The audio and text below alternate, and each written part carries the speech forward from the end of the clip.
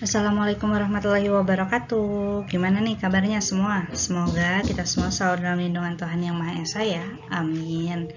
Oke, kali ini kita masih akan membahas tentang prosedur rapat dengan tujuan pembelajaran, yaitu agar kita dapat menerapkan prosedur rapat dan menyelenggarakan rapat dengan baik, tentunya setelah kita mendapatkan materi kali ini. Pokok bahasan yang akan kita bahas di sini ada 4. Yang pertama adalah pengertian, jenis dan syarat dari rapat. Lalu yang kedua adalah tujuan rapat, unsur-unsur rapat, dan tata tertib dari rapat. Lalu yang ketiga adalah prosedur rapat dan etika rapat serta gaya komunikasi dalam rapat. Yang keempat adalah rapat telekonferensi dan jenis-jenis telekonferensi. Nah, untuk materi atau pokok bahasan pertama sampai dengan ketiga kita telah membahasnya di video sebelumnya, jadi kalian dapat mereview kembali video tersebut untuk mengetahui dasar-dasar dari apa yang sedang kita bahas ini. Lalu untuk video kali ini kita akan membahas materi ataupun pokok bahasan yang keempat, yaitu rapat telekonferensi dan jenis-jenis dari rapat telekonferensi. Yuk disimak. Telekonferensi. Jadi kita harus tahu dulu ya, apa sih arti dari telekonferensi ini? Telekonferensi ataupun telekonferensi ataupun teleseminar adalah komunikasi langsung antar beberapa orang yang biasanya dalam jarak jauh atau tidak dalam satu ruangan dan digunakan oleh suatu sistem telekomunikasi. Telekonferensi ini dilakukan lewat telepon ataupun koneksi jaringan. Pertemuan tersebut bisa menggunakan suara atau menggunakan audio video yang memungkinkan peserta konferensi saling melihat dan mendengar apa yang dibicarakan sebagaimana pertemuan biasanya. Ada beberapa jenis dari telekonferensi. Jadi di sini seperti yang kalian lihat ya, ada 3 jenis telekonferensi yang sering digunakan baik untuk keperluan bisnis ataupun kegiatan-kegiatan sosial. Ketiga jenis dari telekonferensi ini adalah audio conference, video conference, dan web conference. Kita bahas ya satu-satu.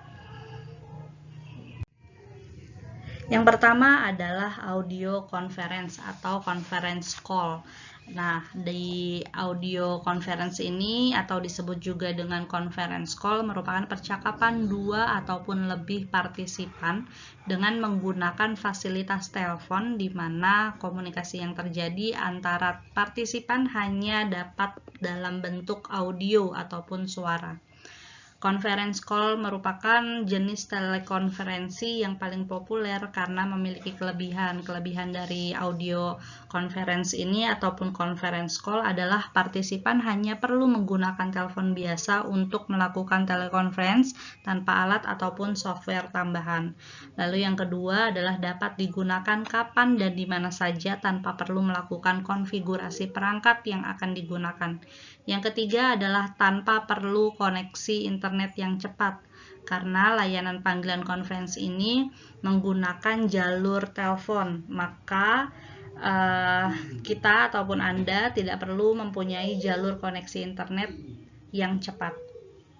Untuk melakukan conference call, para partisipan diharuskan menelpon nomor tertentu yang akan menyambungkan mereka ke conference bridge atau perangkat ataupun alat khusus untuk menghubungkan jalur telepon yang masuk menjadi satu yang disediakan oleh provider conference call itu. Lalu yang kedua adalah video conference. Video conference ini merupakan teknologi komunikasi yang memungkinkan terjadinya komunikasi dari beberapa lokasi yang berbeda secara simultan dapat mengirimkan gambar, video, ataupun suara seperti yang kalian lihat di teks di layar ini.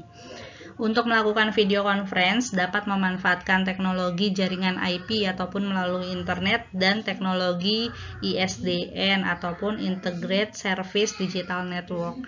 Lalu yang ketiga adalah web conference. Web conference ini bisa juga disebut sebagai webinar. yang merupakan fasilitas telekonferensi interaktif yang menambahkan fitur data streaming ataupun aliran data lebih lengkap di mana partisipan dapat berkomunikasi secara simultan dengan menggunakan teks, suara, video, hingga berbagi file atau melakukan slide presentation.